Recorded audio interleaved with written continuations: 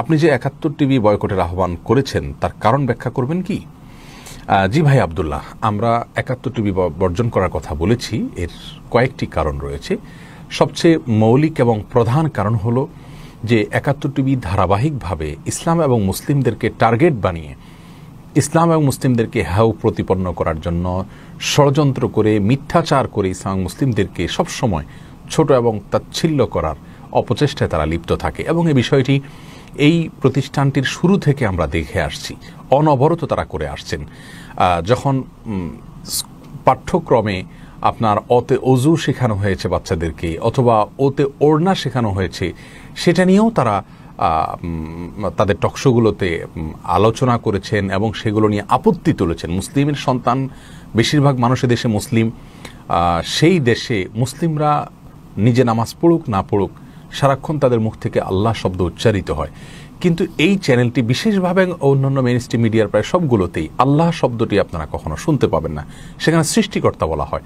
আমাদের দেশের বেশিরভাগ মানুষ, ৯০% মানুষ এদেশের, তারা আল্লাহ বলতে অভ্যস্ত, কিন্তু শোনানো হচ্ছে সৃষ্টিকর্তা, আল্লাহ শব্দটি পর্যন্ত উচ্চারণ করা হচ্ছে না। তো এগুলো সবগুলো ইসলাম এবং মুসলিমদের বিরুদ্ধে ষড়যন্ত্রের অংশ। এরপরে আপনি কোনো হিজাব পরিহিতা নারী, কোনো দাড়িওয়ালা ব্যক্তিত্বকে কখনো দেখবেন না সংবাদ পাঠ করছে, উপস্থাপন করছে কোনো অনুষ্ঠানের।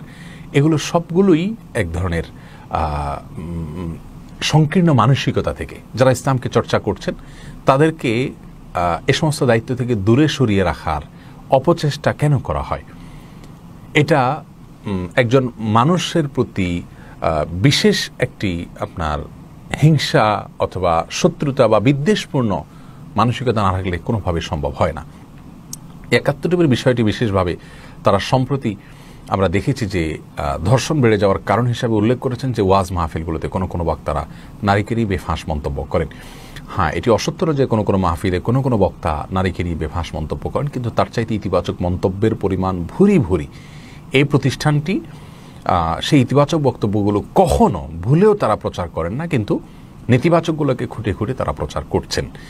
আর এর পাশাপাশি ওয়াজ মাহফিলে সে সমস্ত বক্তব্য ধর্ষণের কারণ হচ্ছে, এটি আমরা মনে করি মিথ্যাচার এবং ওয়াজ মাহফিলের বিরুদ্ধে, ইসলামিক কর্মকাণ্ডের বিরুদ্ধে ৭১ টিভির ষড়যন্ত্রের অংশ।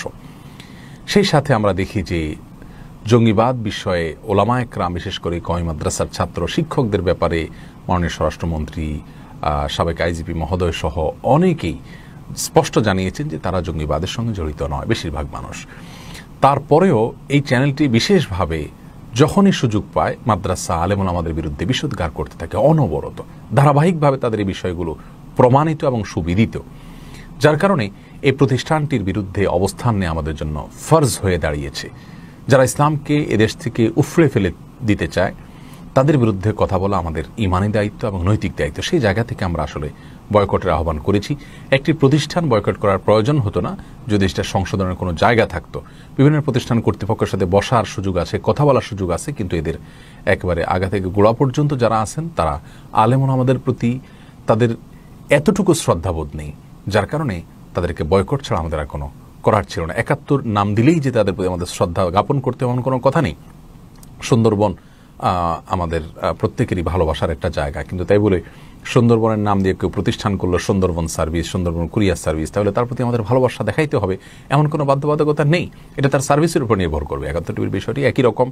৭১ নাম দিয়ে তারা যদি ইসলাম বিদ্বেষ এবং ইসলামের প্রতি ঘৃণা ছড়ানোর কাজ করে তাহলে এটা গণমাধ্যম নয়, বরং এটি ইসলামের প্রতি ঘৃণা বিদ্বেষ ছড়ানোর মাধ্যম হিসেবে ব্যবহার হচ্ছে। আল্লাহ তাআলা আমাদের সবাইকে এ ধরনের ষড়যন্ত্র থেকে হেফাজত এবং নিরাপদে থাকার তৌফিক দান করুন। এরপরে এমডি হাসান মাহমুদ জানতে